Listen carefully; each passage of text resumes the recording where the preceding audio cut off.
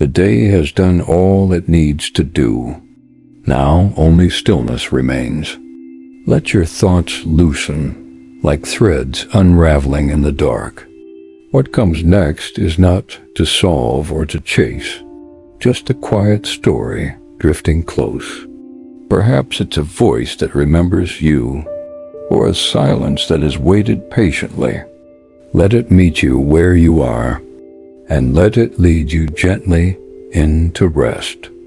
The wind carried a low, mournful hum through the canyon, where the red dust swirled like forgotten promises. Sagebrush clung to the cracked earth, and the sky above was a bruised purple, heavy with the threat of a storm that never seemed to come. This was Bitterroot Pass, a place where trails ended and stories began, stories no one wanted to tell, but everyone whispered. Elijah Cole rode into the pass on a horse as weary as he was. His hat was pulled low, shading eyes that had seen too many sunsets and not enough mercy. He was 32, but the lines on his face told a harder tale. A drifter, they called him, though he'd never stayed anywhere long enough to earn a name. His coat was patched, his boots worn thin, and the revolver at his hip gleamed like it knew its purpose too well. He wasn't alone in Bitterroot that evening. A stagecoach had broken down a mile back, its wheels splintered on the unforgiving rock. The passengers, 3 souls bound for nowhere, had no choice but to follow the trail on foot. Elijah had seen them from a distance, their silhouettes wavering in the heat. Something about them tugged at him like a half-remembered dream. He'd spurred his horse forward not out of kindness, but because the pass had a way of making choices for you. The first was Clara Vance, a woman with hair the color of midnight and eyes that held secrets like a locked diary. She wore a faded green dress, too fine for this dust-choked place, and carried a parasol that seemed more for show than shade. Clara was running from something Elijah could tell by the way she glanced over her shoulder, as if the past might catch up at any moment.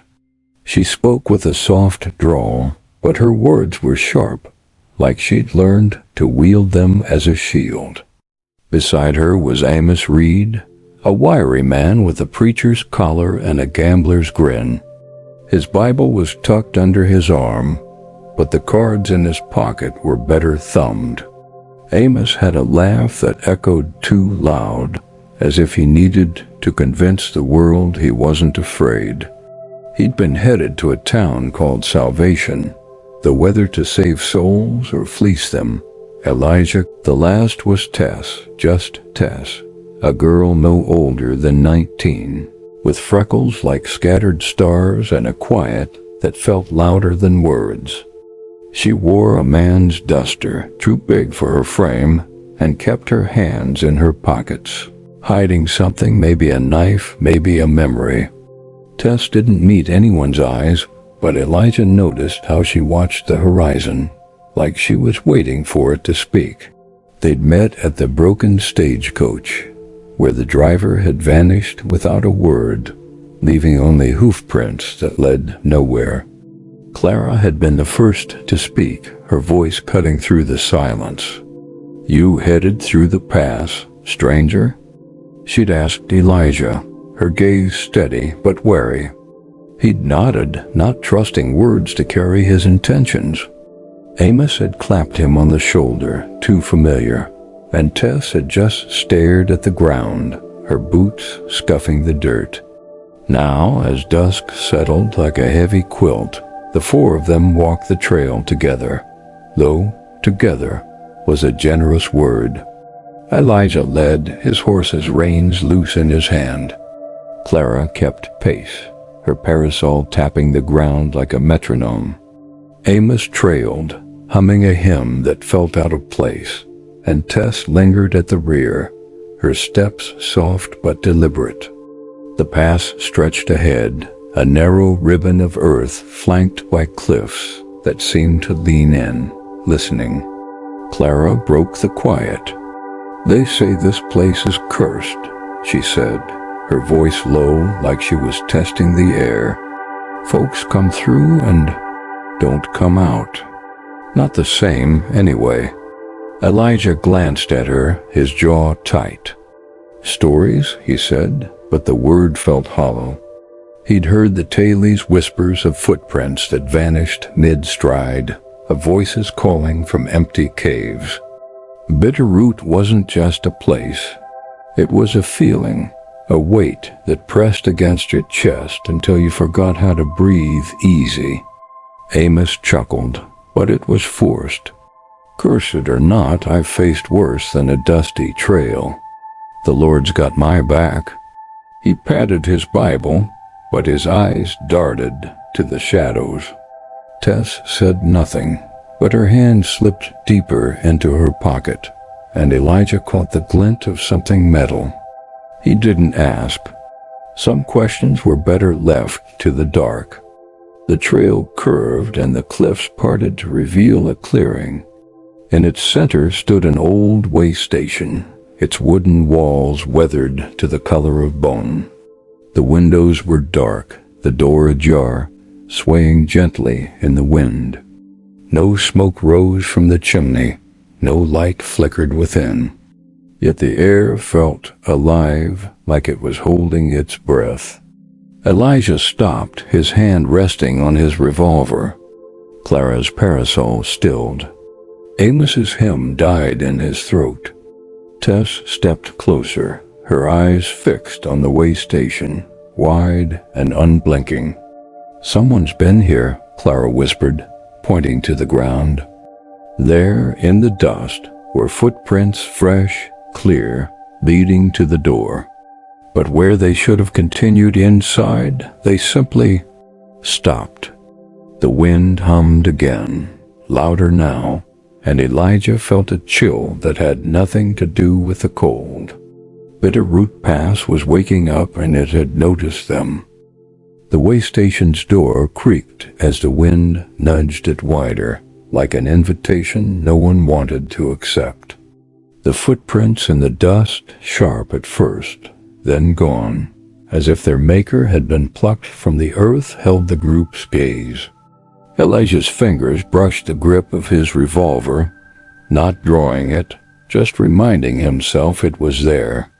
Clara's parasol hung limp at her side, her lips pressed tight. Amos muttered something under his breath, too soft to be a prayer, but too fervent to be anything else. Tess, though, stepped forward, her boots crunching the dirt, her eyes locked on the open door.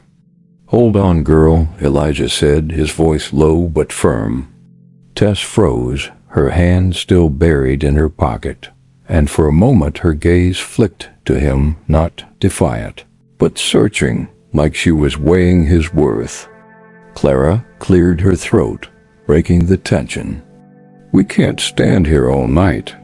Storm's coming, and I'd rather not be caught in it."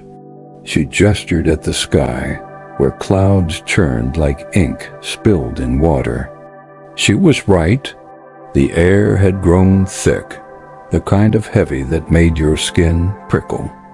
Amos nodded too quickly. "A roof's a roof. Don't matter if it's got ghosts or not." He forced a grin, but it didn't reach his eyes. "Besides, I got enough scripture to ward off anything unholy." Tess said nothing, just stepped back, letting Elijah take the lead. He didn't want to go inside, not with those footprints etched in his mind. But Bitterroot Pass didn't care what he wanted. It never had. He tethered his horse to a splintered post, gave the group a long look, and approached the Waystation, his boots deliberate on the packed earth. The door groaned as he pushed it open, revealing a room swallowed by shadow. The air inside was stale, thick with the scent of dust and something sweeter, like old flowers left to rot. A single table stood in the center, its surface scarred and coated in grime. 2 chairs, one tipped over, flanked it. A fireplace gaped cold and empty, its hearth dusted with ash. Above, a loft sagged under the weight of time, accessible by a ladder missing half its rungs. The windows were boarded, save for one, where a single pane let in a sliver of dying light. Elijah stepped inside, his spurs jingling faintly. The others followed, their footsteps echoing in the hollow space. Clara set her parasol against the wall, her movements precise, like she was trying to prove she wasn't afraid. Amos clutched his Bible, his thumb worrying the cover. Tess lingered near the door, her gaze darting to every corner, every shadow. "Cozy," Clara said, her voice dry but unsteady. She ran a finger along the table, grimacing at the dust. "Wonder who left in such a hurry?" Elijah didn't answer. He was studying the floor, wooden, worn, but clean of footprints. Whatever had walked to the door hadn't crossed the threshold, or hadn't needed to. He pushed the thought away and checked the room, his hand never straying far from his gun. Amos set his Bible on the table and started rummaging through his pockets, pulling out a deck of cards. "Might as well pass the time," he said, shuffling them with practiced ease. "Care for a hand, Miss Vance?" Clara raised an eyebrow. "I'd sooner play cards with the devil. At least he'd be honest about cheating." Amos laughed, but it was brittle. Tess ignored them, moving to the fireplace. She crouched, her fingers sifting through the ash, and Elijah noticed how her shoulders tensed, like she'd found something she didn't expect. "What is it?" he asked, crossing the room. Tess hesitated, then held up a small object, a silver locket, its chain broken, its surface tarnished but etched with a delicate vine pattern. She clicked it open, revealing a faded photograph of a woman with soft eyes and a sad smile. "Someone's keepsake," Clara said, peering over Tess's shoulder. "Why leave it behind?" "Maybe they didn't," Tess murmured, her voice so soft it barely carried. She snapped the locket shut and slipped it into her pocket, ignoring Clara's curious glance. Elijah didn't press her. He'd seen enough lost things to know they carried weight, sometimes more than the people who held them.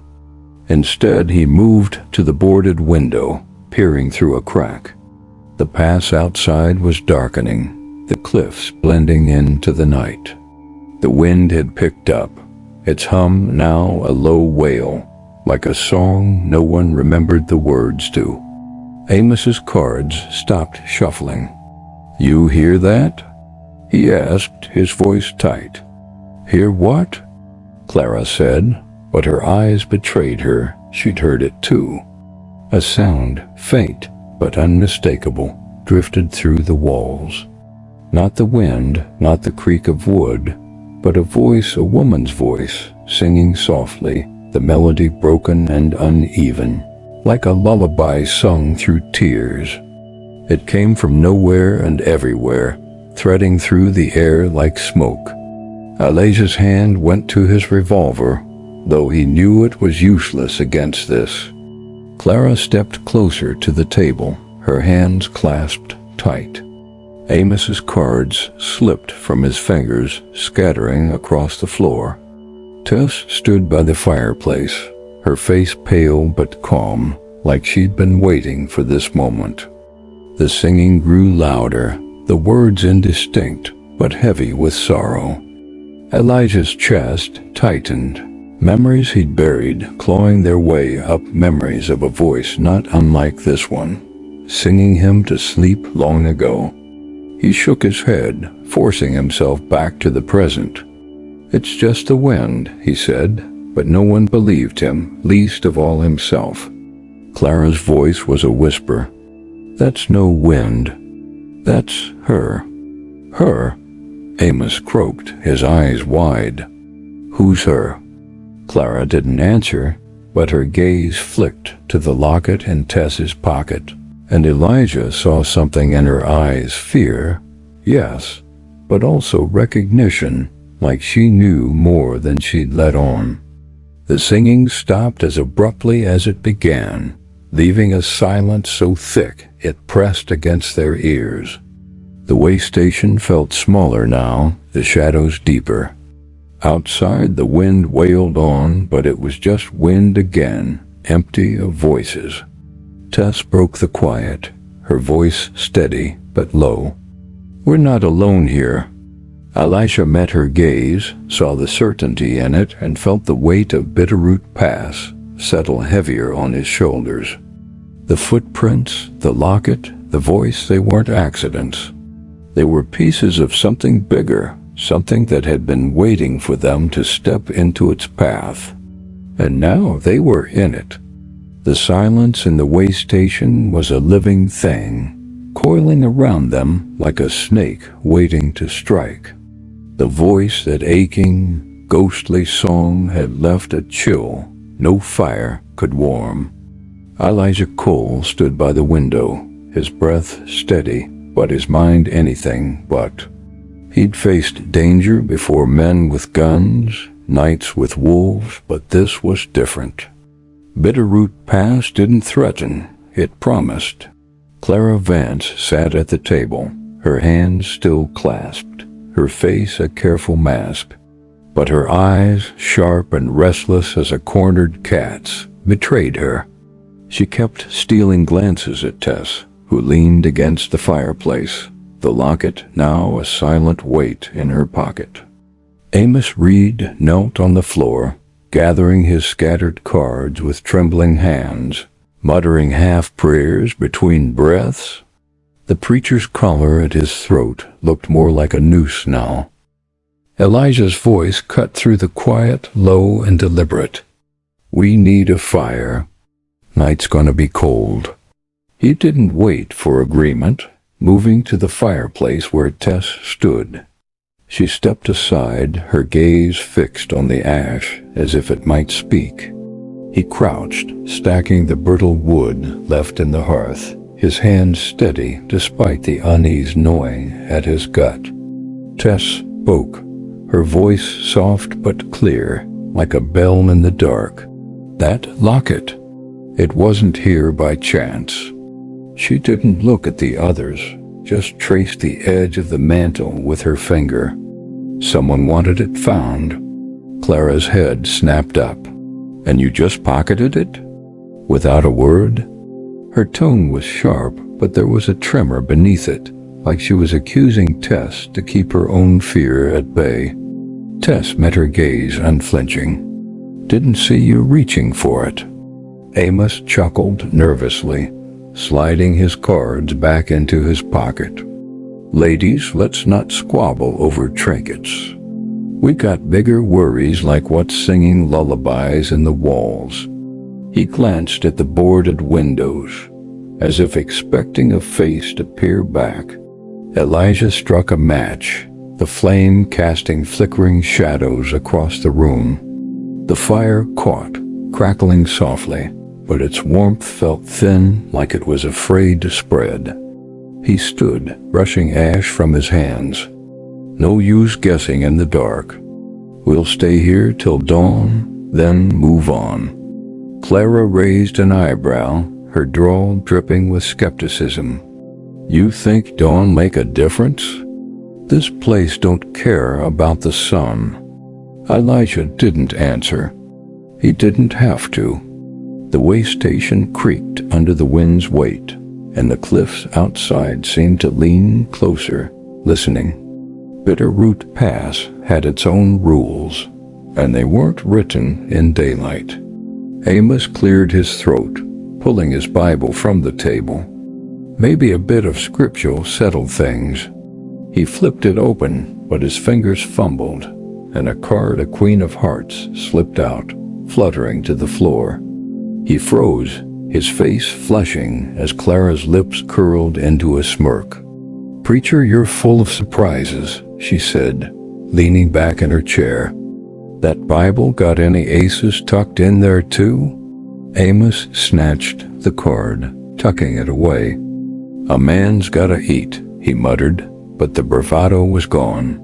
He opened the Bible again, reading in a low voice, the words of Psalm 23 stumbling over his tongue. Though I walk through the valley of the shadow, Tess ignored him, moving to the door. She pushed it open a crack, letting the night air slip in, cold and heavy with the scent of sage. Elijah watched her, noting the way her shoulders squared, like she was bracing for something. "What are you looking for?" he asked.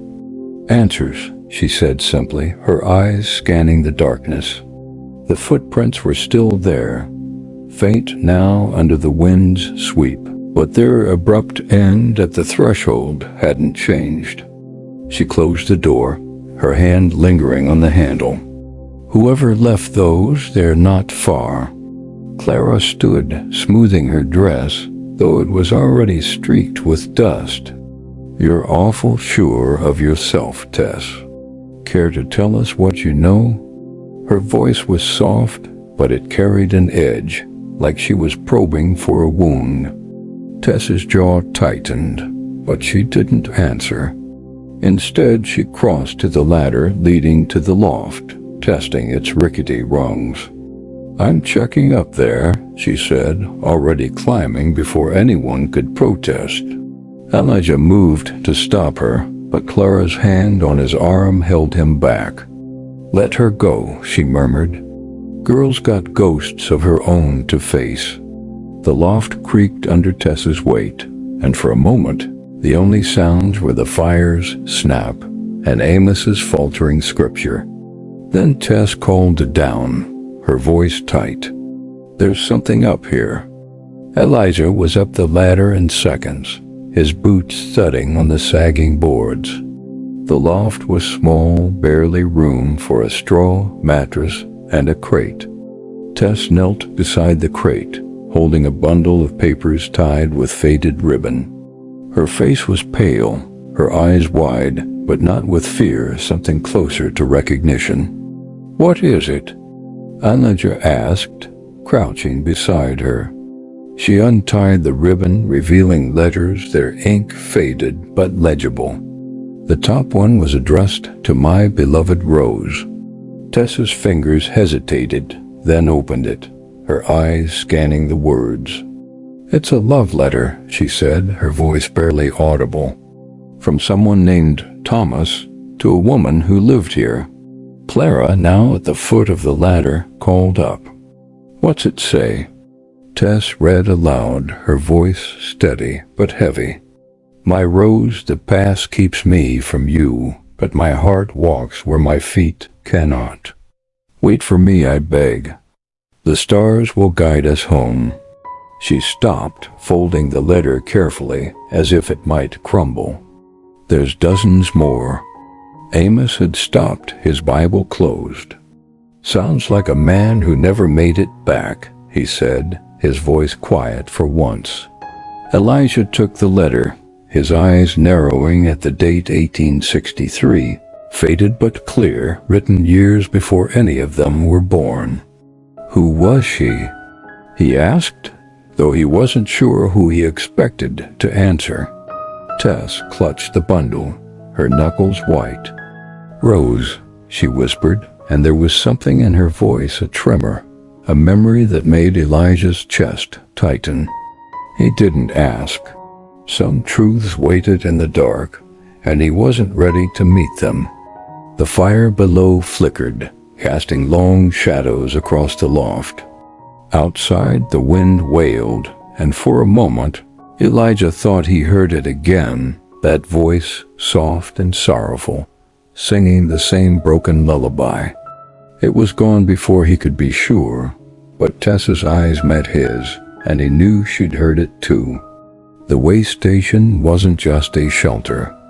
It was a keeper of secrets, and they'd stirred one awake. The fire in the Waystation flickered, casting uneasy shadows that danced across the walls like restless spirits. The bundle of letters in Tess's hand seemed to hum with a weight of their own, each one a fragment of a story no one fully understood. Elijah stood in the loft, his eyes on the faded ink of Thomas's words to Rose, the promise of stars guiding them home. The words felt too heavy for this place, where hope seemed to wither like the sagebrush outside. Tess tied the ribbon back around the letters, her movements careful, almost reverent. "These aren't just letters," she said, her voice low, as if speaking too loudly might wake something. "They're pieces of her." She didn't say Rose's name again, but it hung in the air, heavy as the dust. Elijah nodded, his jaw tight. He'd seen enough of Loft to know how it clung to things letters, lockets, promises never kept. He took the bundle from Tess, tucking it under his arm. "We'll look at him downstairs. No sense staying up here." They descended the creaking ladder, the air growing warmer, but no less oppressive. Clara sat at the table, her posture stiff, like she was holding herself together with sheer will. Amos had resumed his place by the fire, his Bible open again, but his eyes were on the door, as if expecting it to swing wide. The Queen of Hearts lay forgotten on the floor, its edges curling in the heat. Elijah set the letters on the table, the ribbon catching the firelight. Clara leaned forward, her fingers twitching but not touching the bundle. "So Thomas and his Rose," she said, her drawl softer now, almost cautious. "What's their story, Tess? You seem to know more than you're letting on." Tess's eyes flashed, but she didn't rise to the bait. Instead, she pulled the locket from her pocket, clicking it open to reveal the photograph again. The woman's face rose, they all assumed, stared back, her sad smile frozen in time. "I don't know her," Tess said, but the way her thumb brushed the locket's edge suggested otherwise. "But I know what it's like to wait for someone who doesn't come back." Clara's expression softened, just for a moment, before her mask slipped back into place. "Don't we all?" she murmured, her gaze drifting to the window, where the night pressed against the glass. Amos cleared his throat, his voice too loud for the quiet room. "Well, I say we leave the past where it lies. No good comes from digging up old loves." He flipped a page in his Bible, but his fingers were unsteady, betraying his bravado. Elijah didn't respond. He untied the ribbon, spreading the letters across the table. Each was written in the same careful hand, the ink faded but legible, filled with longing and promises. Thomas wrote of trails he'd walked, of stars he'd followed, of a home he dreamed of building with Rose in Bitterroot Pass. But the dates grew sporadic, the tone more desperate, until the last letter, undated, ended mid-sentence. "I'll find my way to you, my Rose, even if the pass itself stands in my—" The words stopped, as if the pen had been torn from his hand. Elijah's fingers lingered on the page, a chill creeping up his spine. "He never finished it," he said, his voice barely above a whisper. Clara leaned closer, her breath catching. What kind of place cuts a man off like that? Tess's eyes were on the locket, her voice distant.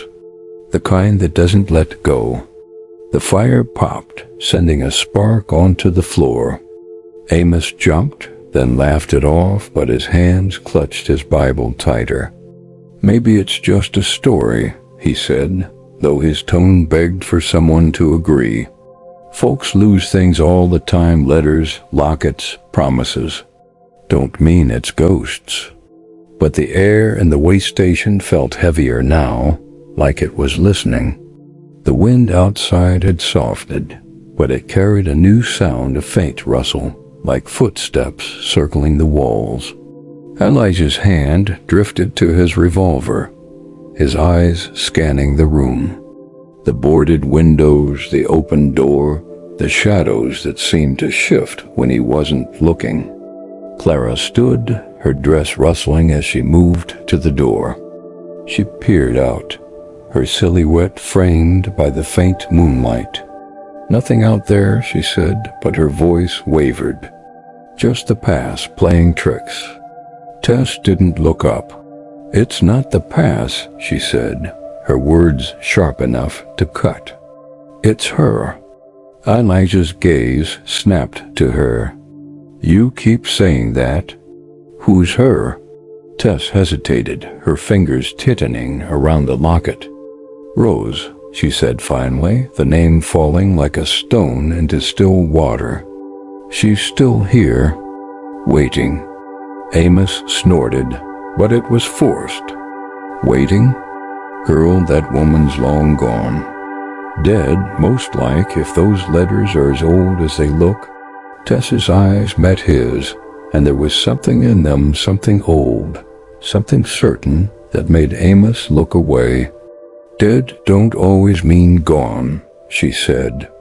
The rustling outside grew louder, more distinct, like boots on gravel. Elijah moved to the door, his revolver half drawn, but the pass was empty, the footprints still ending at the threshold.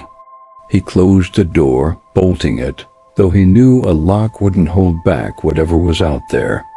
Clara returned to the table, her hands restless. "We need to know more," she said, reaching for a letter.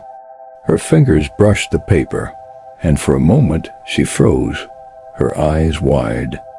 "Did you feel that?" "Feel what?" Elijah asked, though his own skin was prickling. "It's cold," Clara said, pulling her hand back. "Like touching ice."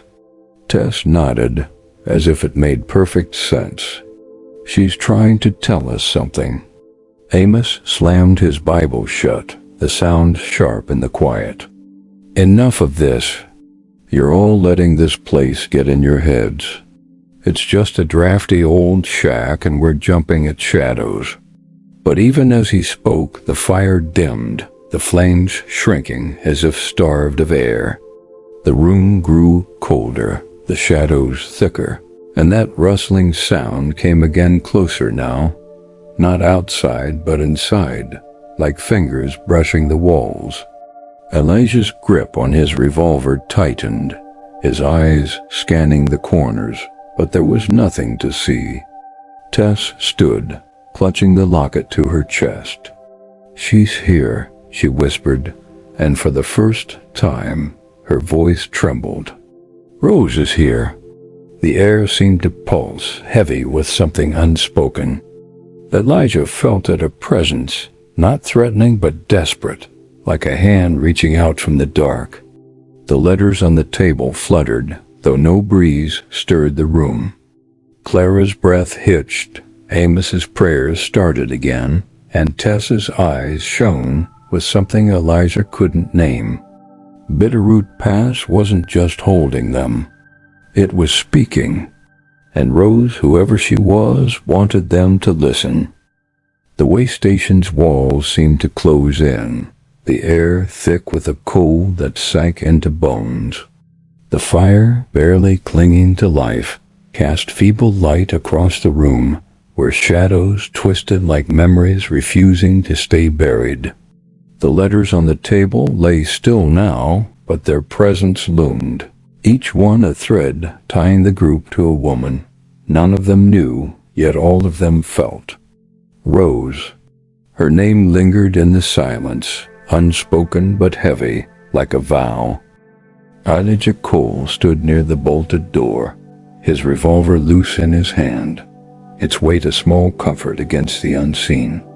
His eyes swept the room, catching on Clara's tense shoulders, Amos's white-knuckled grip on his Bible, and Tess, who stood by the fireplace, the locket gleaming faintly against her palm. The rustling sound, those ghostly footsteps had faded, but the echo of it lingered in their minds, a reminder that Bitterroot Pass wasn't done with them.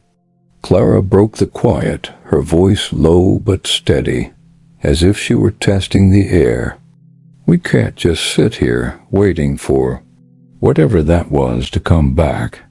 She gestured at the letters, her fingers hovering but not touching them. These tell us something, don't they? About her. About Rose. Tess nodded, her gaze distant, like she was seeing something beyond the room. They're her story, she said, her voice soft but certain. Thomas wrote to her, promised to come back. But he didn't. And she waited. Elijah's jaw tightened. He'd heard stories like that before, promises made under starlight, broken by dawn. His own past whispered at the edges of his mind, but he pushed it down. Waiting don't make a ghost, he said, his tone gruff. Something else happened here. Amos, still clutching his Bible, looked up, his eyes wide. You think she died here? In this place? His voice cracked and he glanced at the walls, as if they might answer. That'd explain the singing, wouldn't it? A soul stuck, crying out for what? Justice? Love? Clara's lips curved, but it wasn't a smile. Love don't trap you in a place like this. Lost does. She leaned back in her chair, her green dress catching the firelight, making her look like a figure from a half-forgotten painting. Maybe Rose didn't just wait. Maybe she couldn't leave. Tess's hand closed around the locket, her knuckles pale. She's still trying to tell us, she said, her voice barely above a whisper. She crossed to the table, picking up another letter, her fingers trembling slightly as she unfolded it. The paper was brittle, the ink faint, but the words carried a quiet desperation. She read aloud, her voice threading through the room like a lullaby. My Rose, the past is cruel, but I'll fight it for you. If I don't return, look for me in the stars. The words hung in the air, fragile and heavy. Elijah felt a pang in his chest, a memory of someone else's voice, someone else's promises. He turned away, focusing on the fire, willing it to burn brighter. Sounds like a man who knew he was in trouble, he said, his voice rougher than he meant. Clara's eyes narrowed, studying Tess. You read that like you've heard it before, she said, her tone probing but not unkind. What's your stake in this, girl? Why's Rose got you so hooked? Tess's gaze flicked to Clara, sharp and guarded. I'm not hooked, she said, but her hand stayed on the locket, like it was anchoring her. I just know what it's like to lose someone, to wonder if they're still out there somewhere. Amos set his Bible down, his hands restless. We all got losses, he said, his voice softer now, almost gentle. But this ain't about us. It's about her. And maybe him. He nodded at the letters. What if Thomas is out there too, wandering this past like she is? Elijah snorted, but there was no humor in it. If they're both ghosts, they got their own problems. We need to focus on getting through the night. He moved to the fireplace, adding another log, though the flames seemed reluctant to grow. The cold in the room wasn't just from the night.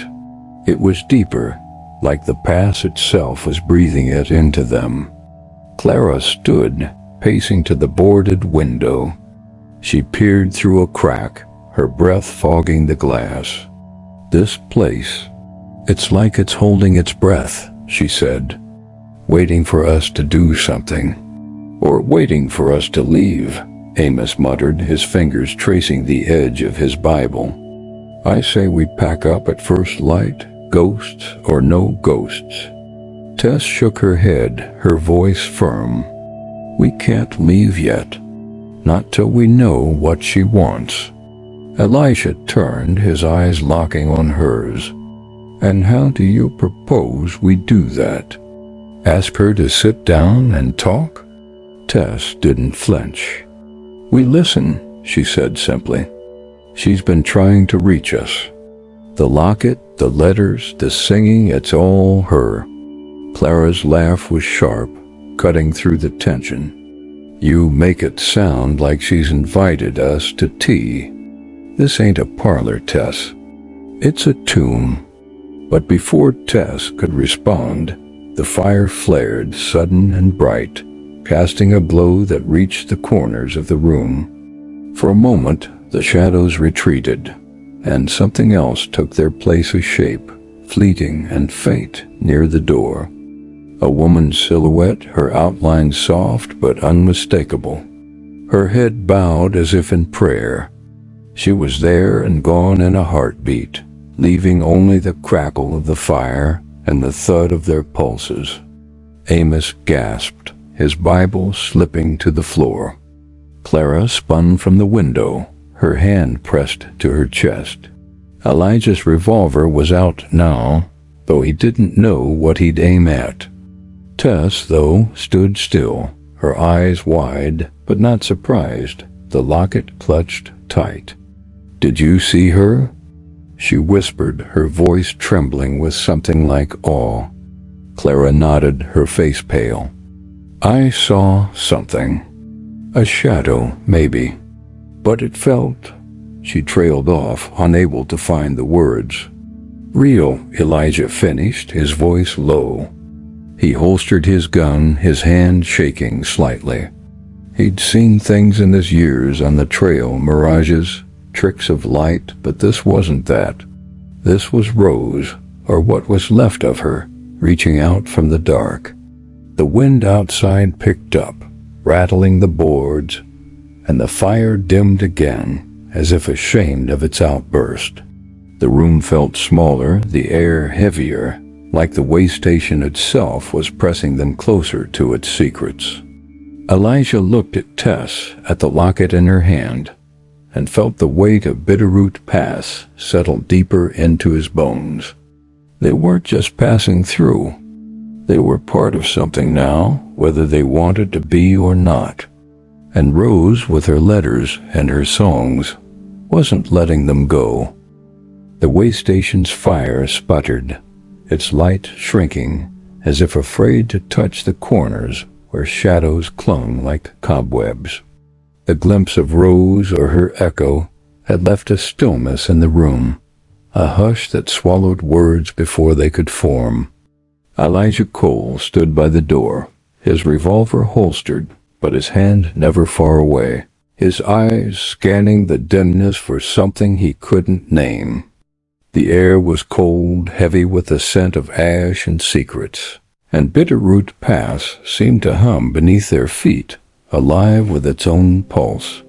Clara Vance leaned against the table, her arms crossed, her green dress catching the faint firelight like a faded dream. Her face was pale, but her jaw was set, as if she refused to let fear take root. Amos Reed sat slumped in a chair, his Bible open but unread, his fingers tracing the Queen of Hearts he'd pulled from his pocket, as if it held answers Scripture couldn't. Tess stood apart, near the fireplace, the locket in her hand glinting softly, her eyes distant but sharp, like she was listening to a voice only she could hear. Elijah broke the silence, his voice low, rough from the dust of the pass. We saw what we saw, he said, not looking at anyone. No use pretending otherwise. But sitting here won't tell us what she wants. Tess's gaze flicked to him, her voice steady but quiet. She's not hiding, Elijah. She's showing herself. The locket, the letters, that shadow. She's reaching out. Clara's laugh was soft, but it carried an edge. Reaching out? Sounds like she's dragging us into her mess. I didn't sign up to play ghost whisperer.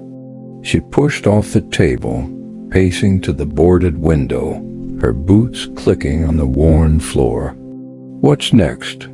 She leaves us a map to her grave, Amos snorted, twirling the card between his fingers.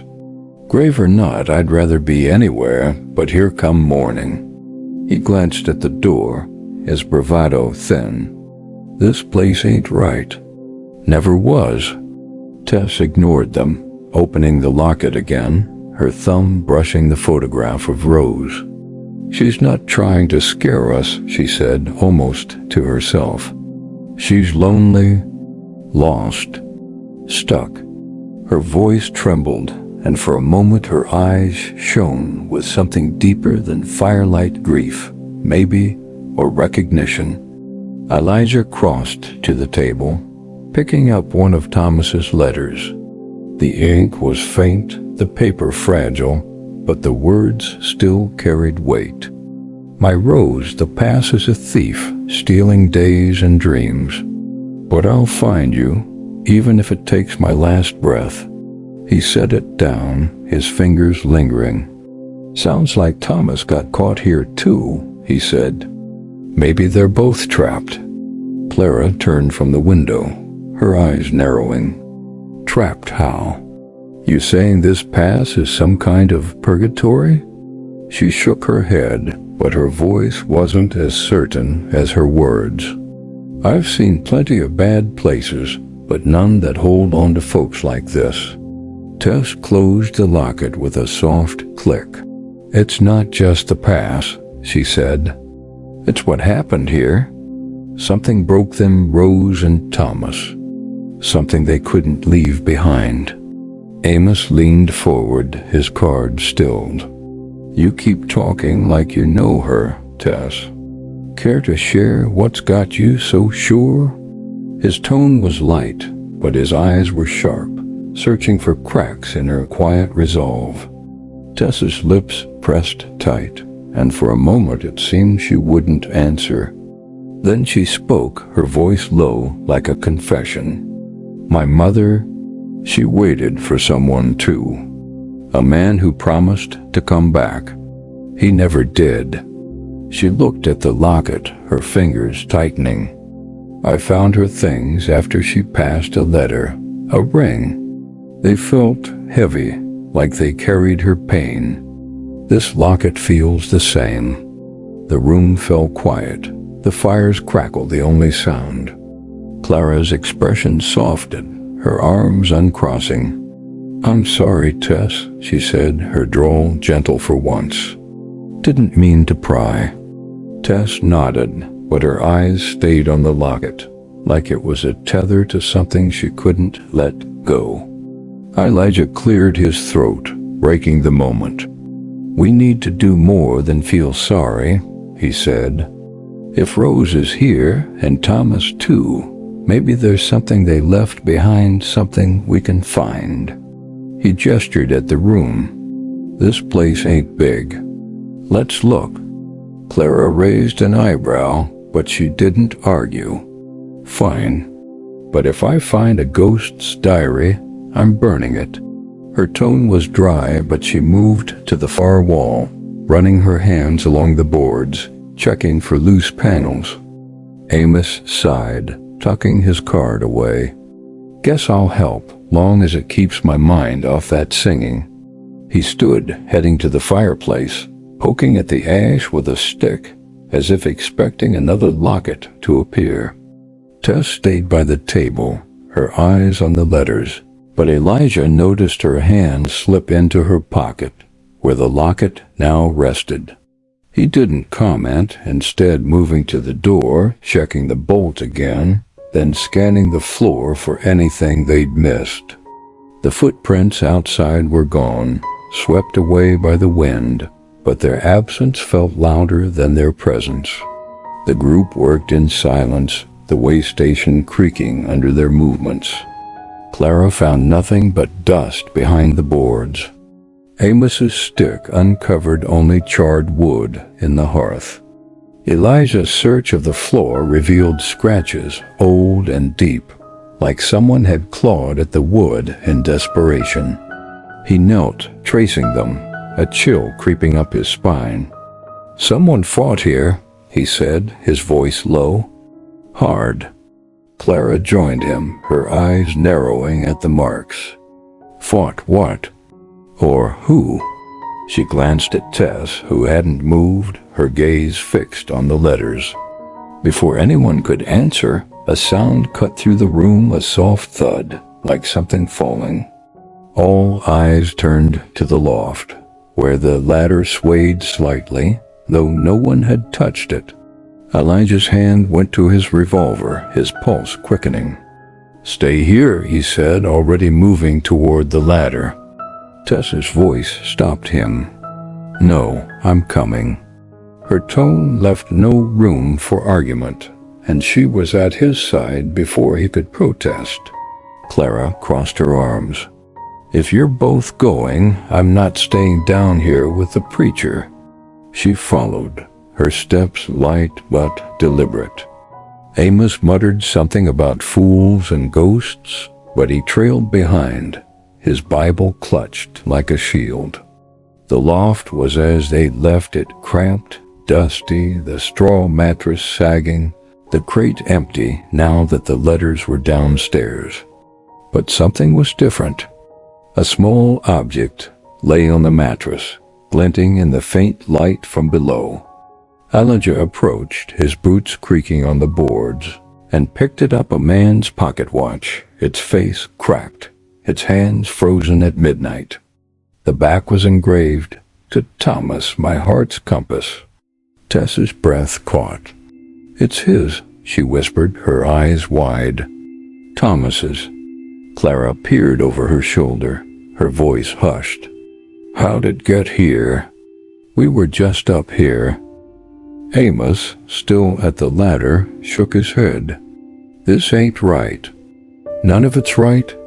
His voice trembled, and he backed down a rung, as if the loft might swallow him. Elijah turned the watch over, feeling its weight, cold and heavy like the locket. "Rose left it," he said, the words coming before he could stop them. "She's showing us more." The wind outside wailed, and for a moment that voice returned, Rose's voice, soft and broken, singing a lullaby that carried no comfort. It faded quickly, but it left them frozen, the watch in Elijah's hand, feeling like a heartbeat. Bitterroot Pass wasn't just a place. It was a story, and they were its pages now, bound to Rose and Thomas, whether they chose it or not. The loft's air hung heavy, as if the Waystation itself were holding its breath. The pocket watch in Elijah Cole's hand gleamed faintly, its cracked face frozen at midnight, the engraving "To Thomas, my heart's compass" etched deep into the metal. The lullaby had faded, but its echo lingered, a thread of sorrow woven into the silence. Bitterroot Pass felt closer now, its cliffs and shadows pressing against the walls, urging the group deeper into a story they hadn't chosen. Elijah closed his fingers around the watch, its cold weight grounding him. He glanced at Tess, whose eyes were fixed on the watch, her face pale but resolute, the locket still clutched in her hand. Clara stood near the ladder, her arms crossed, her gaze darting between the watch and the shadows, like she expected them to move. Amos lingered at the ladder's base, his Bible pressed to his chest, his face a mix of fear and resignation. "How's a watch just appear like that?" Clara asked, her voice low, her drawl sharpened by unease. "We were up here not 10 minutes ago. No watch, no nothing." Tess's voice was soft, almost a whisper. "It's Rose. She's giving us pieces of them, her and Thomas." She touched the locket, her fingers trembling slightly. "She wants us to know." "Know what?"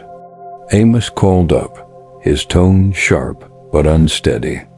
"That they're dead and stuck here? I don't need a watch to tell me this place is cursed." He shifted, his boots scuffing the floor below, as if he might bolt for the door. Elijah slipped the watch into his coat pocket, its weight pulling at him like a promise. "Arguing won't change it," he said, his voice gruff. "We're here, and so are they. Let's get back down." He moved to the ladder, gesturing for Tess and Clara to follow. Tess went first, her steps careful, the locket glinting as she descended. Clara hesitated, her eyes scanning the loft one last time, then followed, her dress rustling like dry leaves. Back by the fire, the room felt no warmer, the flames struggling against the cold that seemed to seep from the walls. The letters still lay scattered on the table, their words a silent plea. Elijah set the watch beside them, its cracked face catching the firelight. The group gathered around, drawn to it like moths to a flame, though none of them touched it. Clara broke the quiet, her voice softer now, almost reluctant. "Thomas's watch, Rose's locket, they're tied together, aren't they?" "Like they were." She glanced at Tess, her eyes searching. "What's next? Their wedding rings?" Tess didn't meet her gaze, her fingers tracing the locket's vine pattern. "Maybe," she said, her voice distant. "Or maybe it's not about things. Maybe it's about what happened to them." Elijah nodded, his mind turning over the scraps. They'd found the letters, the locket, the watch, the scratches on the floor. "Something went wrong here," he said, his eyes on the watch. "Thomas promised to come back, but he didn't. Rose waited maybe too long. This pass, it took something from them." Amos snorted, but it was weak, his bravado crumbling. "Took?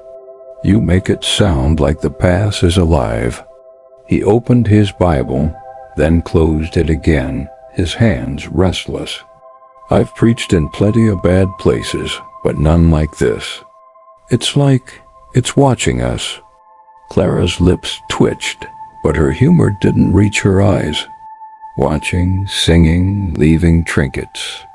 Quite the host, this Rose. She sat at the table, her fingers drumming lightly, though her eyes kept flicking to the watch. Tess knelt by the fire, adding a log, her movements deliberate. "She's not hosting," she said, her voice firm. "She's trapped, and she's asking for help." She stood, brushing ash from her hands, and looked at Elijah. "We need to find out what happened. Not just for her, but for us. We won't leave this pass till we do." Elijah met her gaze, seeing the certainty in her eyes, the weight of her own losses driving her forward. He didn't want to believe in ghosts or curses, but the watch in his pocket, the locket in her hand, the scratches on the floor, they weren't just stories.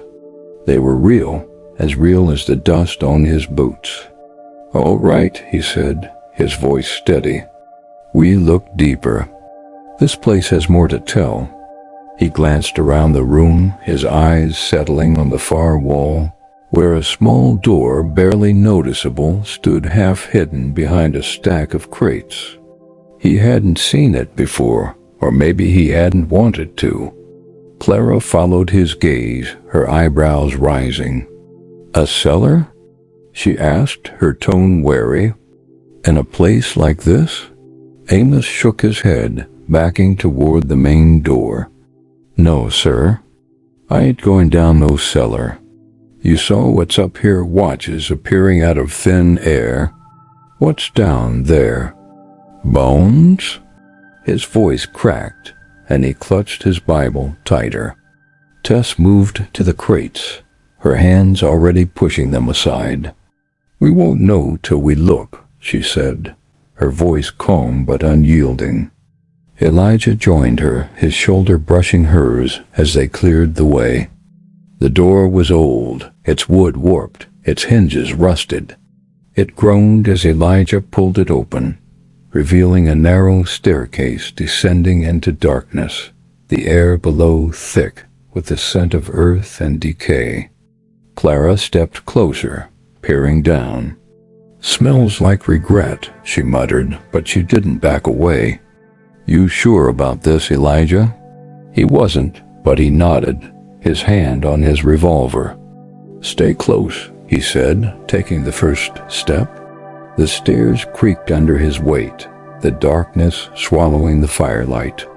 Tess followed, the locket in her hand, her steps soft but sure. Clara came next, her dress catching on the rough walls, her breath shallow. Amos hesitated, muttering a prayer, then trailed behind, his Bible held like a shield. The cellar was small, its walls packed earth, its floor uneven.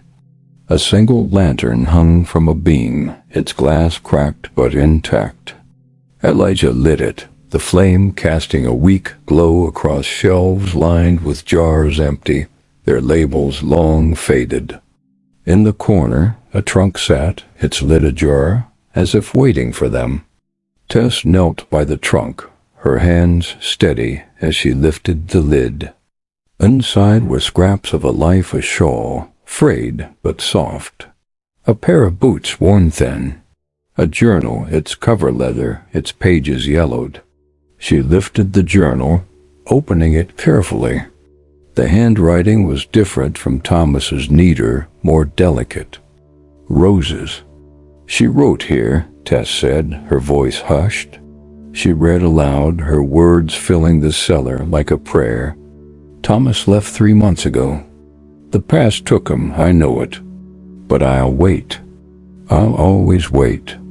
She paused, her eyes scanning the page. It's dated 1863, the same year as the last letter. Clara's breath caught. "She knew he wasn't coming back," she said, her voice soft. "But she stayed." Elijah's hand rested on the watch in his pocket, its weight heavier now. "What else does it say?" he asked. Tess turned the page, but before she could read, the lantern flickered, its flame dancing wildly. A sound came from above, a soft, mournful hum, like the lullaby but slower, sadder. The air grew colder, the shadows deeper, and the journal in Tess's hands trembled, as if pulled by unseen fingers. "Rose," Tess whispered, her eyes wide but not afraid. "She's with us." The hum grew louder, and the cellar felt alive, its walls pulsing with a story that refused to stay buried. Bitterroot Pass was speaking, and Rose was its voice.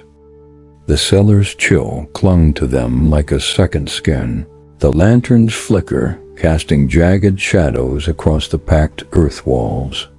Rose's journal in Tess's hands seemed to pulse with a quiet urgency, its pages a fragile bridge to a woman long gone but not forgotten.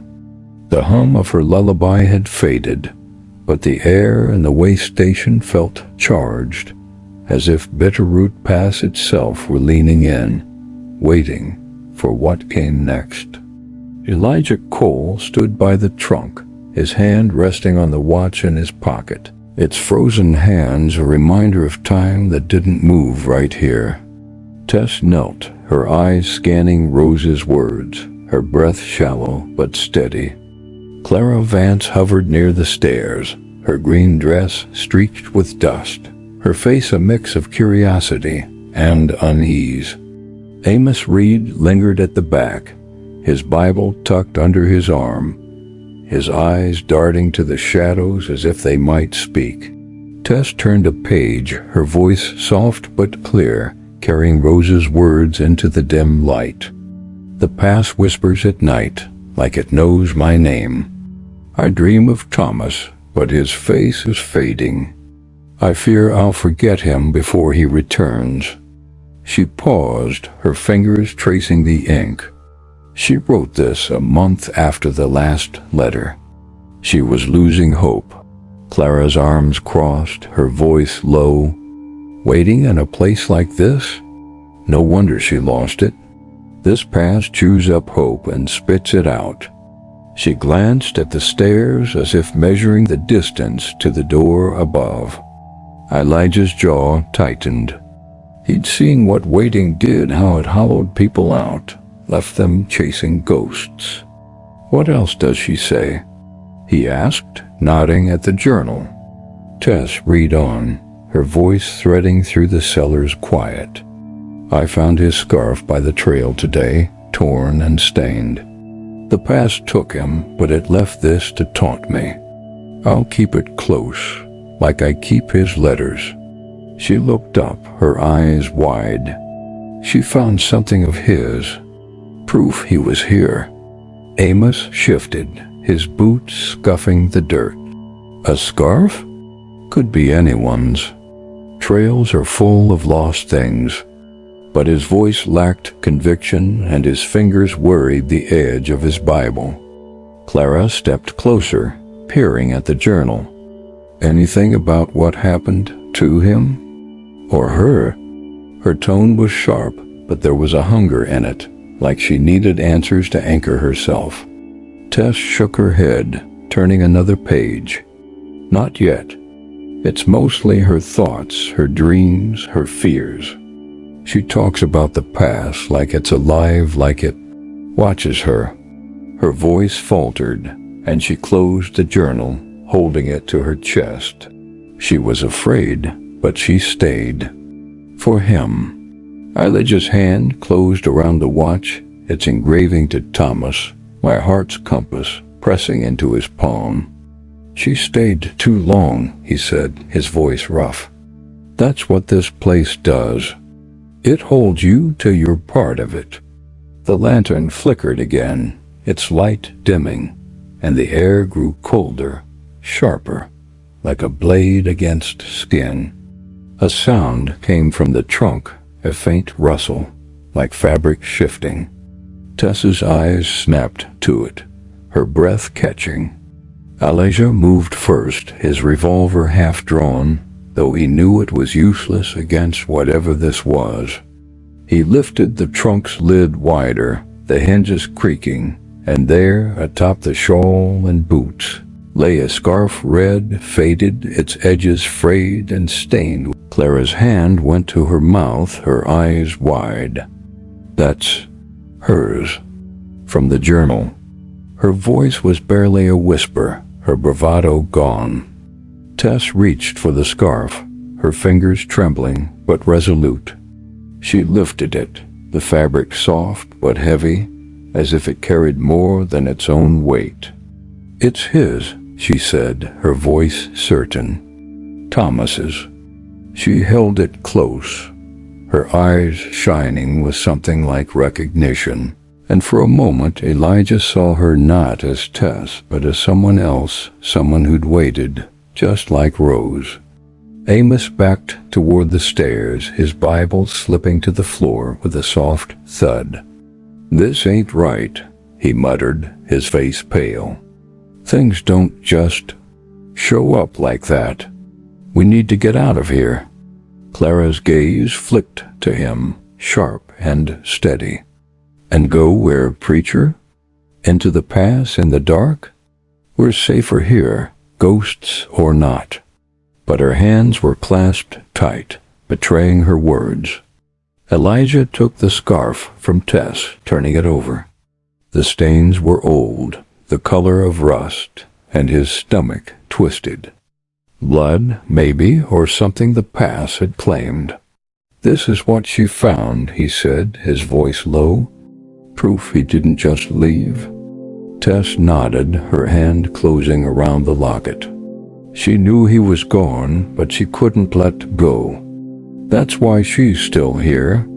Her voice was soft, but it carried a weight that filled the cellar, like a truth too heavy to hold. The lantern flared suddenly, its light spilling across the walls, and for a moment, the shadows seemed to move not random, but deliberate, forming a shape. A woman's silhouette. Her head bowed, her hands clasped as if in prayer. She was there and gone, but the air pulsed with her presence, a sorrow so deep it pressed against their chests. Amos gasped, stumbling back, his eyes wide. "Did you see that? Tell me you saw it." His voice cracked and he grabbed his Bible from the floor, clutching it like a lifeline. Clara nodded, her face pale but composed. "I saw her," she said, her drawl steady now. "Rose. She's not just in the journal. She's in this place." Tess's eyes were fixed on the spot where the shadow had been, her voice barely audible. "She's showing us. She wants us to know what happened." Elijah's hand tightened on the scarf, its weight pulling at him like the watch, like the letters, like the pass itself. "Then we keep looking," he said, his voice firm. "There's more here. Something she needs us to find." Clara's lips curved, a ghost of her usual smirk.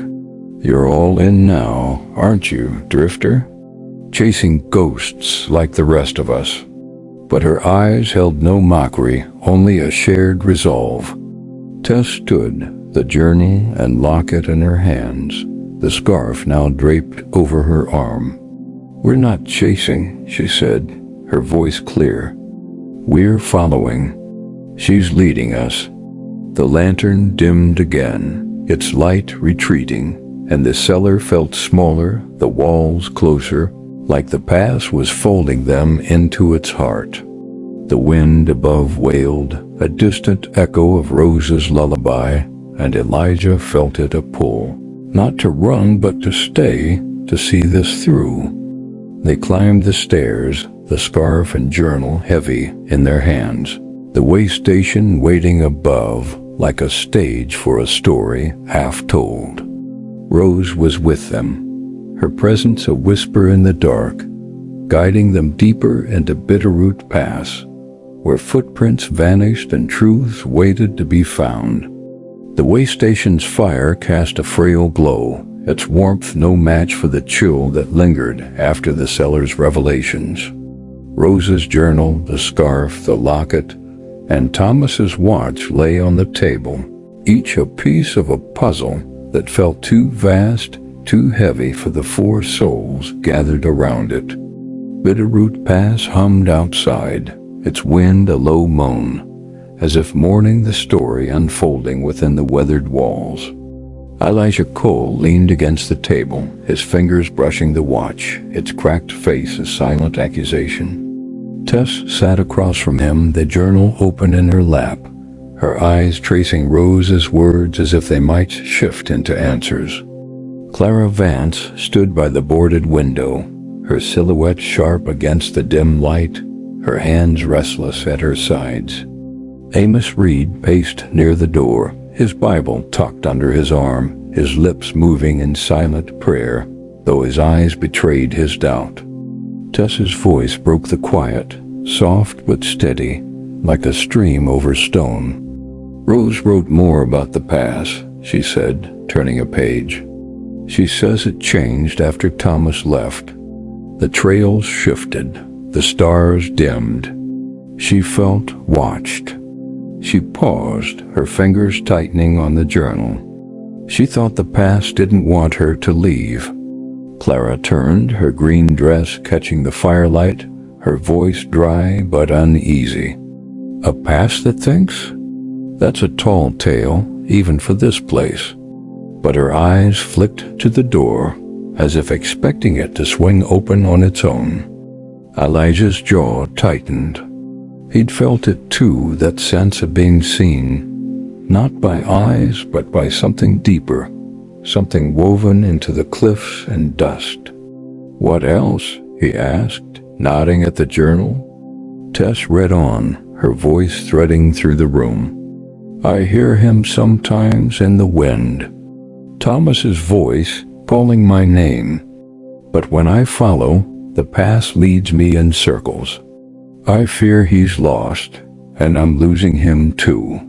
She closed the journal, her eyes shining. She went looking for him. Out there. Amos stopped pacing, his face pale. "Out in the pass? At night?"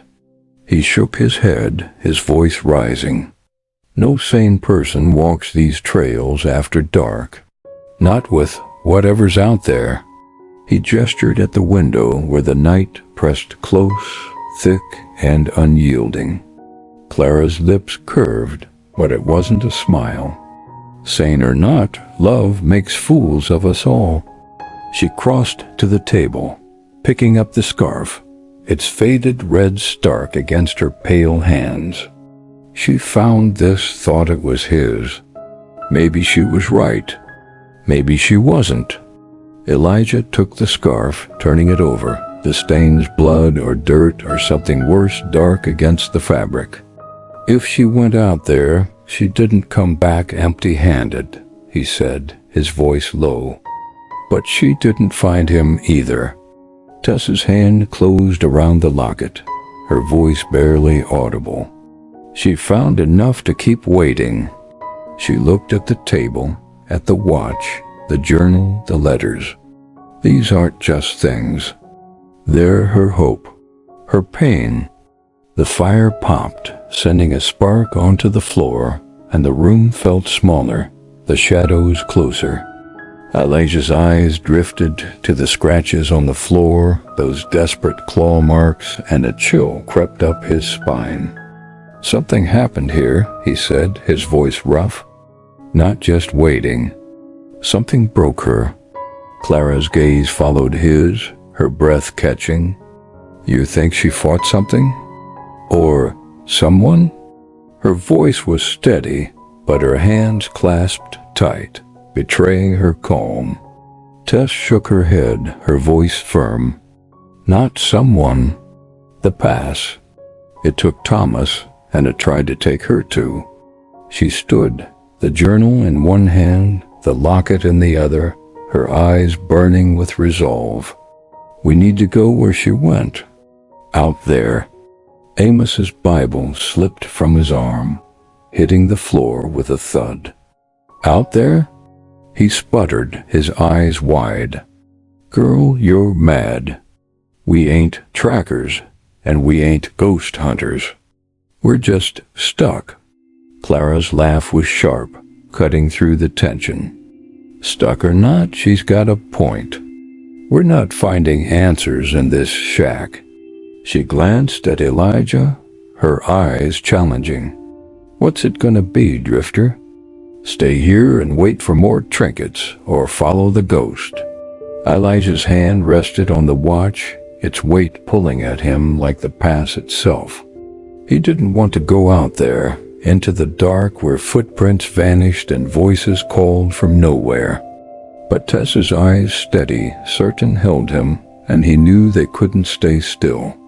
We go, he said, his voice low but final. But we stay together. No one wanders off? Tess nodded, slipping the locket into her pocket, the journal under her arm. Clara smoothed her dress, her smirk returning, though it was softer now. A midnight stroll in a haunted pass. My kind of evening. But her hand lingered near the scarf, as if drawing strength from it.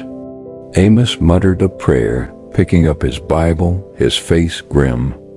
If I die out there, I'm haunting you all, he said, but he followed as Elijah moved to the door, unbolting it with a heavy clank. The night air rushed in, cold and sharp, carrying the scent of sage and dust. The pass stretched before them, its cliffs looming like silent sentinels, the trail a faint ribbon under the moon's pale light.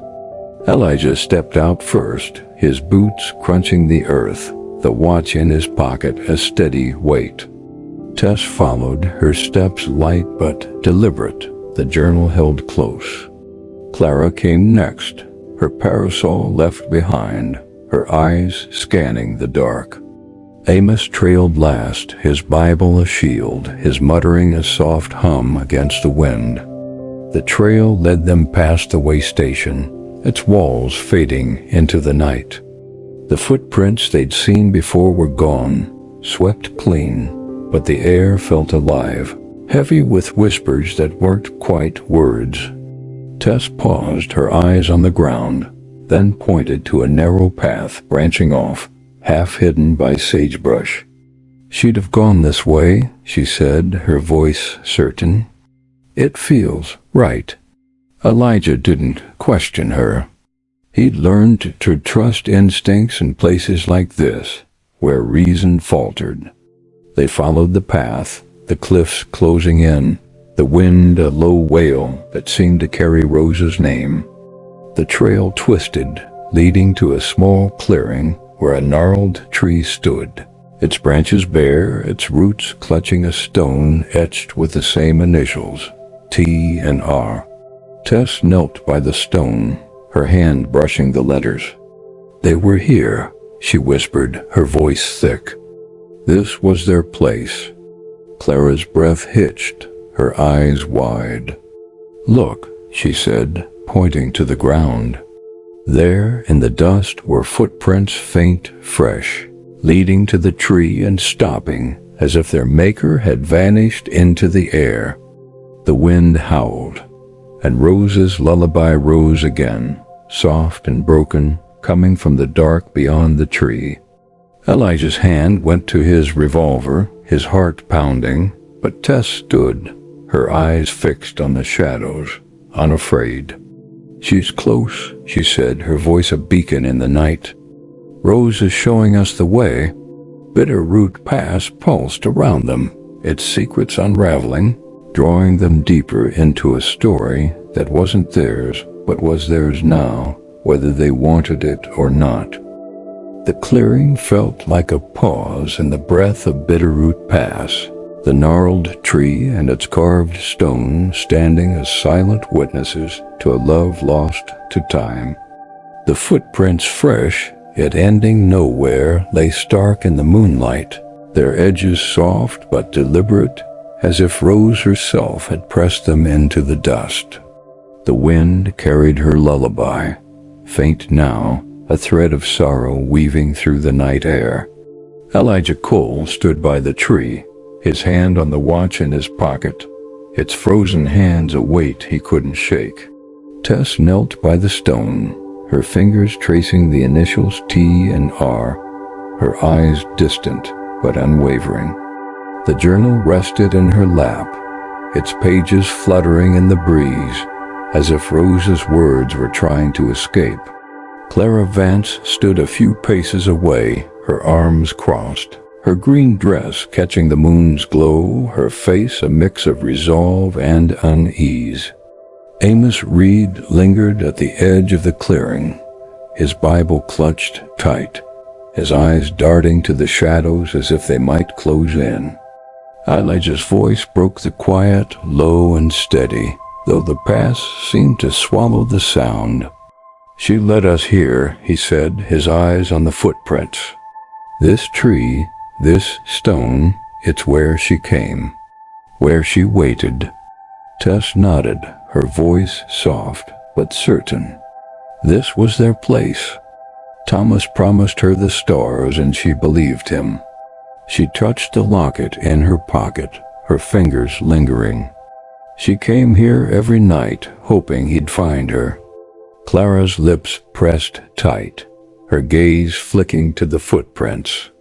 "Hoping don't leave tracks like that," she said, her drawl sharp but quiet. "Those are fresh. Too fresh." She stepped closer, her boots careful, as if the ground might shift beneath her. "What's she trying to show us?" Amos muttered, his voice barely audible over the wind. "Show us? She's trapping us, more like. Leading us out here to what? Vanish like she did?" He gripped his Bible tighter, his knuckles pale, his eyes wide with the kind of fear that prayer couldn't touch. Elijah ignored him, his attention on the tree. Its bark was rough, scarred with more than just initials, deep gouges, like someone had clawed at it in desperation. He traced them, his fingers catching on the splintered wood, and a chill ran through him. "She wasn't just waiting," he said, his voice rough. "Something happened here. Something bad." Tess stood, the journal in her hands, her eyes scanning the clearing. "The journal mentions this tree," she said, opening it to a marked page. Her voice was steady, but it carried a weight, like she was speaking for Rose herself.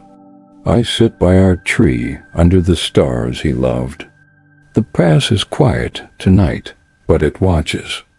I feel it like a hand on my heart."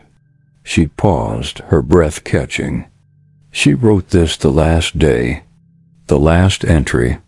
Clara's eyes narrowed, her voice low. The last day? She stopped writing, or something stopped her. She glanced at the footprints, her hands clenching. "What happened to her, Tess? What's she pulling us into?" Tess didn't answer right away, her gaze fixed on the stone. "She loved him," she said finally, her voice soft but heavy. "And love makes you do things, stay when you should go, fight when you should run." She touched the locket again, her eyes shining. She fought for him, for them. Elijah's hand tightened on the watch, the engraving burning against his palm. He'd fought for things too: people, promises, a life that slipped through his fingers like dust. "Fighting don't always win," he said, his voice low. "Sometimes it just leaves scars." Amos stepped forward, his voice sharp with nerves. "Scars, ghosts, whatever, this ain't our fight. We're not Rose, and we're not Thomas. We need to get back to the Waystation, wait for dawn, and get out of this cursed place." His eyes darted to the path, but the darkness seemed to swallow it, the trail twisting into shadows. Clara's laugh was soft, almost sad. "Run, preacher? Where to?" "The past brought us here, same as it brought them." She gestured at the tree, the stone, the footprints. "We're in it now, whether we like it or not." Tess's eyes met Elijah's, a quiet resolve in them. "We can't leave her," she said. "Not yet. She's showing us the way. We just have to follow." Elijah nodded, though every instinct told him to turn back. The past wasn't just a place, it was a trap, a keeper of stories that didn't let go.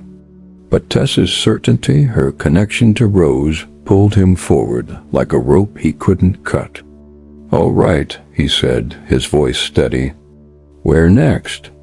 Tess pointed to the path beyond the clearing, where the footprints led, faint but clear, before vanishing into the sagebrush.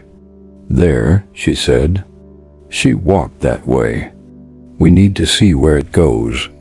Amos groaned, his Bible slipping to his side.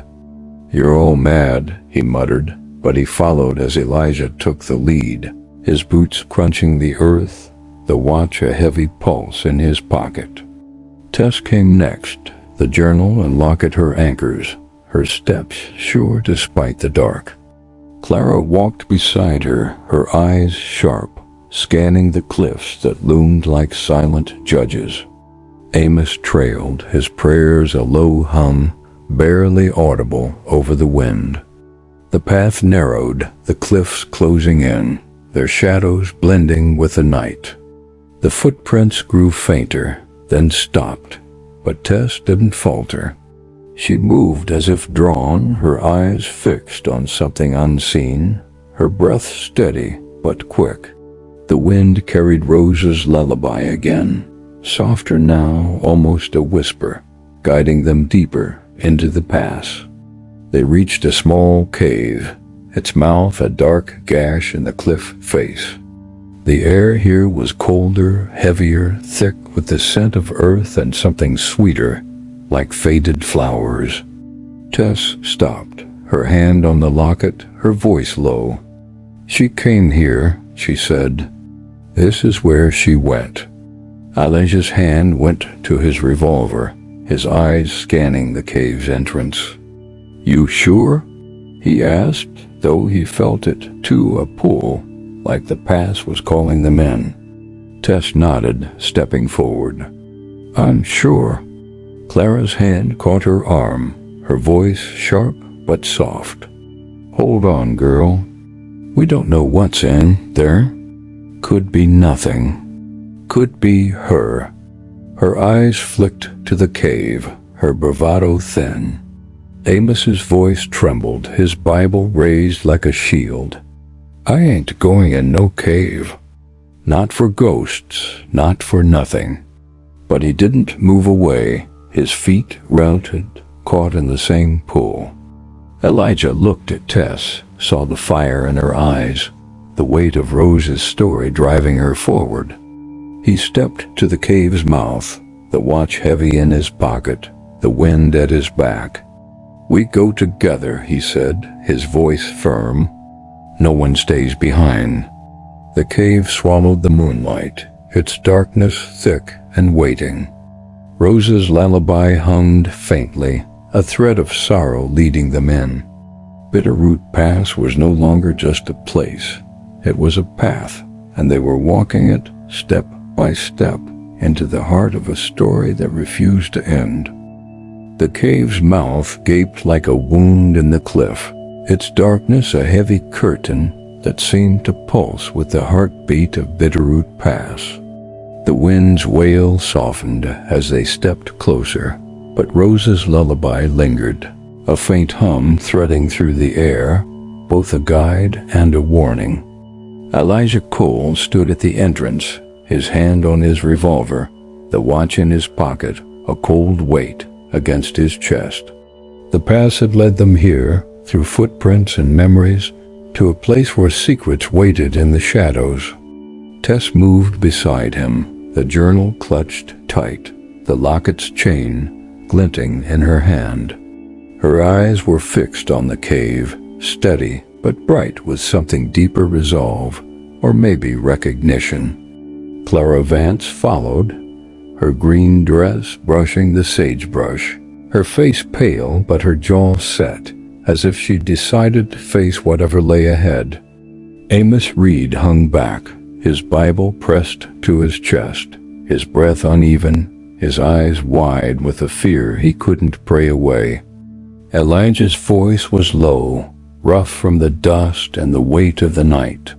"Stay close," he said, stepping into the cave. The darkness swallowed him, the air cold and thick, with the scent of earth and that faint, sweet trace of faded flowers. His boots echoed softly, the sound muffled by the stone walls. Tess followed, her steps sure, the journal and locket her anchors. "She was here," she whispered, her voice carrying in the quiet. "Rose. This is where she came." She touched the cave wall, her fingers brushing the rough stone, as if it might speak. Clara's voice came sharp but hushed, her silhouette barely visible. "Came for what? To hide? To wait?" She moved closer to Tess, her eyes scanning the dark.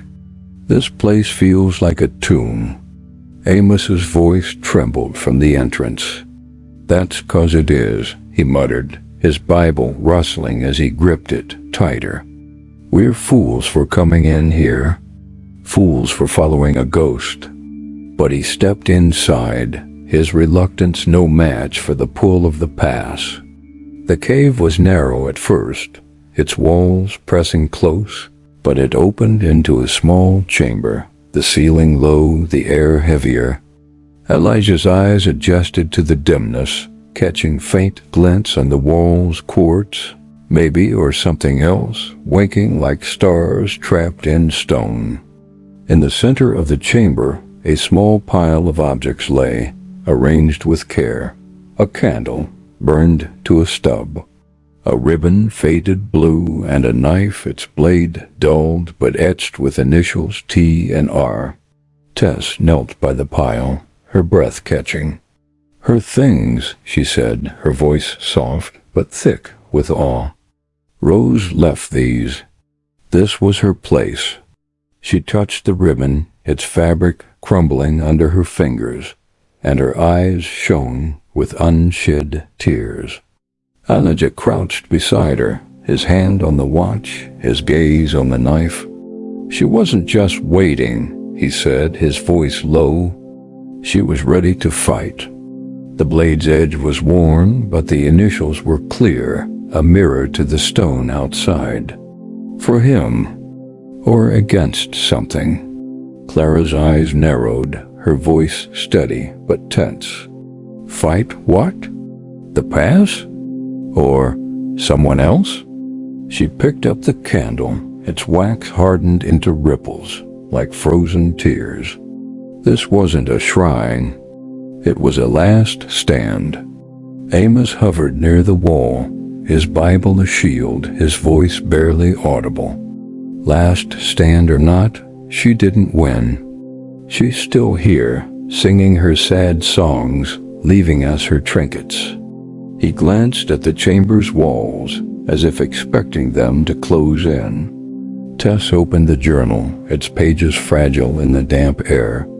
She wrote about this place, she said, finding a page marked with a pressed flower, now dust. Her voice was steady, carrying Rose's words into the dark. I come to the cave when the past grows too loud. Here I feel in Thomas, his warmth, his voice. But the shadows are heavier now. I fear they'll take me too. She paused, her fingers trembling. She knew something was coming. Elijah's jaw tightened, the watch's weight pulling at him. Something took Thomas, he said, his voice rough. And it came for her?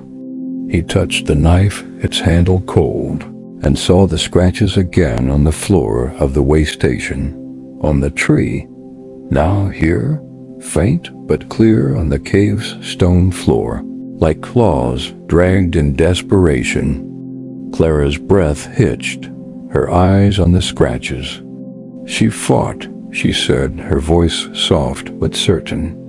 Whatever it was, she didn't go quiet. She set the candle down, her hands steady now, as if Rose's resolve had seeped into her.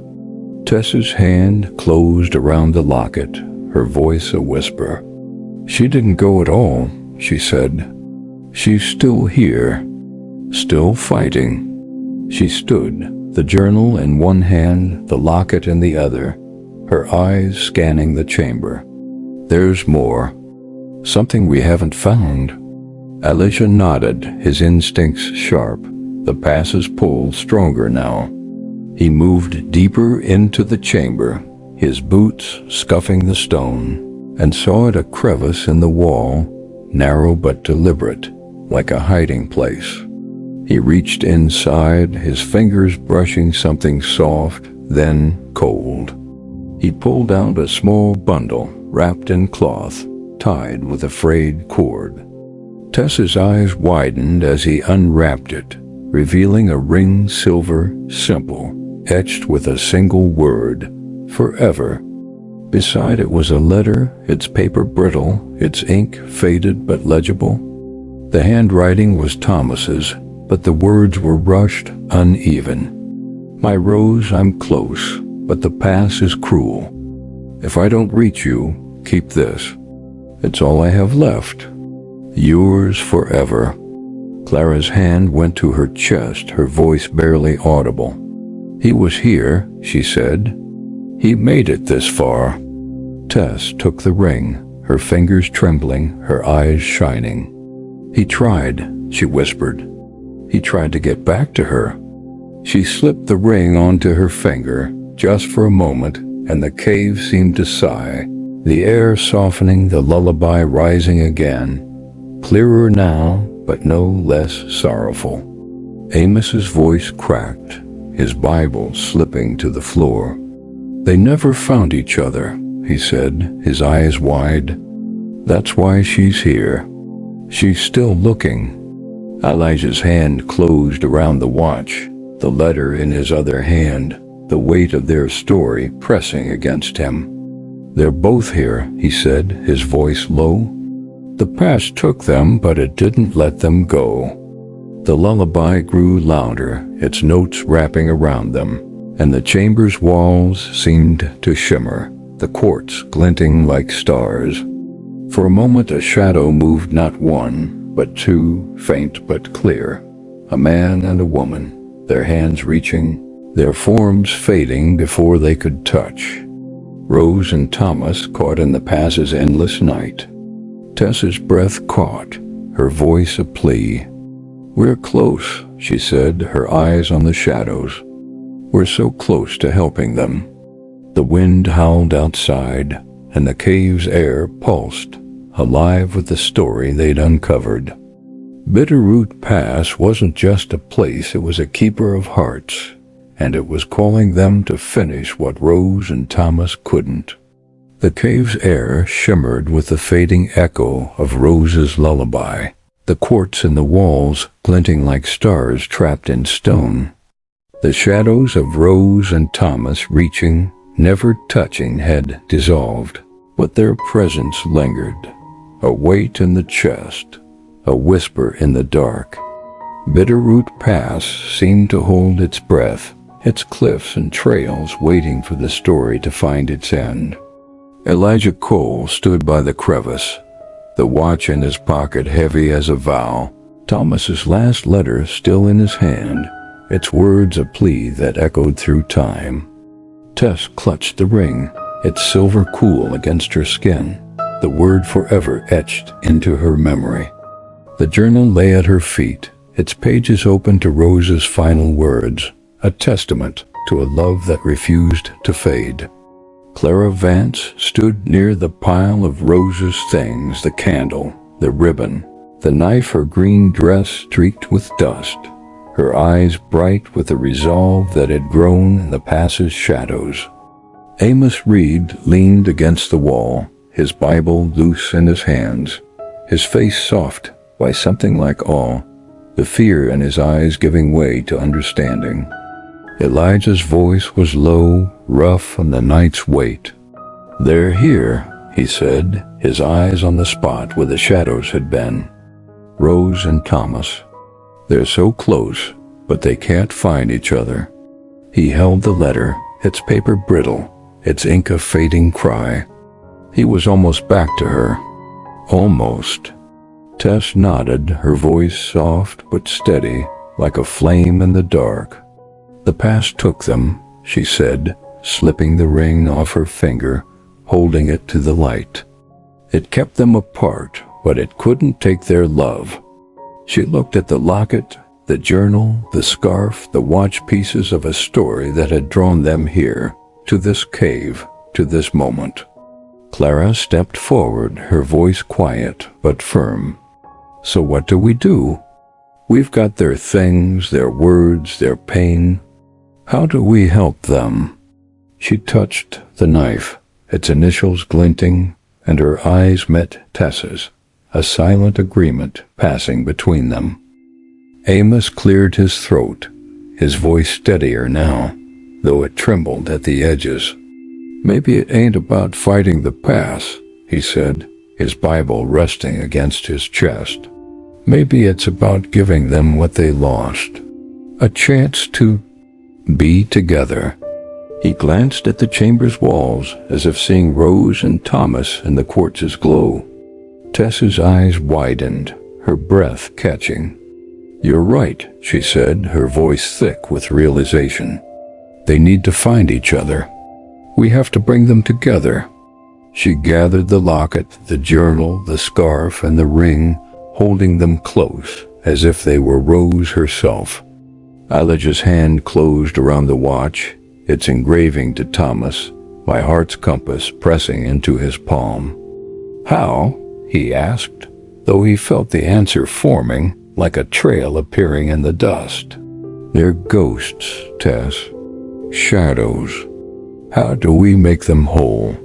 Tess moved to the center of the chamber, where Rosie's things had been arranged, and knelt, placing the locket, the ring, the scarf, and the journal in a careful circle. "We give them back to each other," she said, her voice a beacon. "We let them know they're not alone." She looked at Elijah, her eyes pleading. "The watch. It's his. It belongs here. Elijah hesitated, the watch's weight pulling at him, a reminder of his own losses, his own promises left unkept. But he stepped forward, kneeling beside Tess, and placed the watch in the circle, its cracked face catching the quartz's glow. "For Thomas," he said, his voice rough but steady. Clara picked up the candle. Its wax hardened into tears, and set it in the circle's center. "For Rose," she said, her drawl soft, her eyes shining. "For her waiting." Amos approached, his Bible in one hand, the ribbon in the other. He placed the ribbon beside the candle, his voice low but clear. "For both of them," he said, a prayer in his words. "May they find peace." The chamber seemed to sigh, the air softening, the quartz glinting brighter, like stars breaking through a clouded sky. Tess took the knife, its initials a mirror to their love, and set it gently in the circle, her voice a whisper.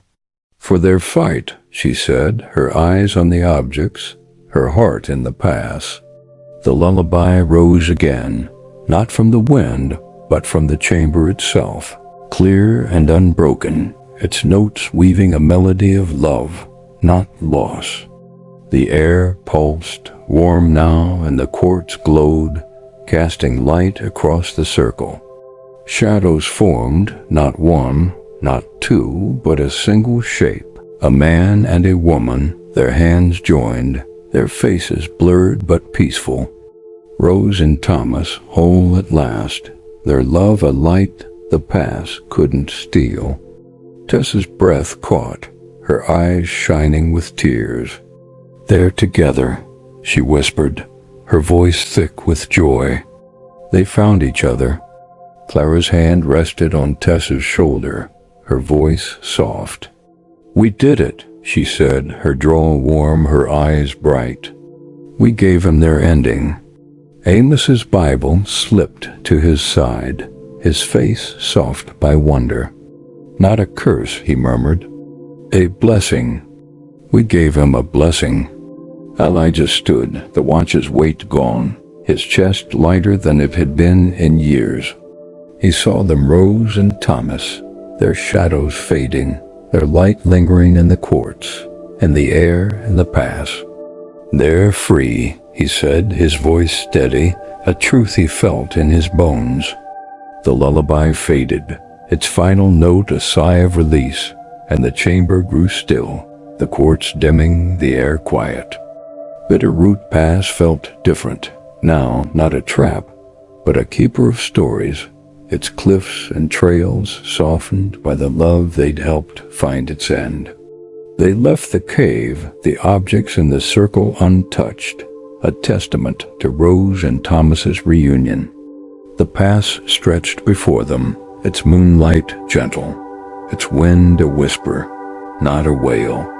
The footprints were gone, the trails clear, as if the pass had let go, its story told.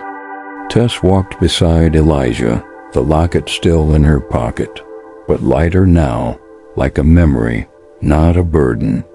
Clara's step was sure, her smirk soft by the night's grace. Amos hummed a hymn, his Bible loose at his side, his heart unheavy. They didn't speak, but they didn't need to. Bitterroot Pass had bound them, and they'd unbound its heart. The Waystation loomed ahead, its walls no longer a cage but a shelter, its fire waiting to warm them till dawn. They'd leave at first light, the pass behind them, its secrets at rest. But for now they walked, their steps soft, their hearts full, carrying Rose and Thomas with them, not as ghosts, but as stars. Not all spirits seek to frighten. Some just wish to be remembered. If their tale lingered with you, let it rest with your breath. Sleep well tonight. And if you hear a whisper in your dreams, maybe it's just the end of the story.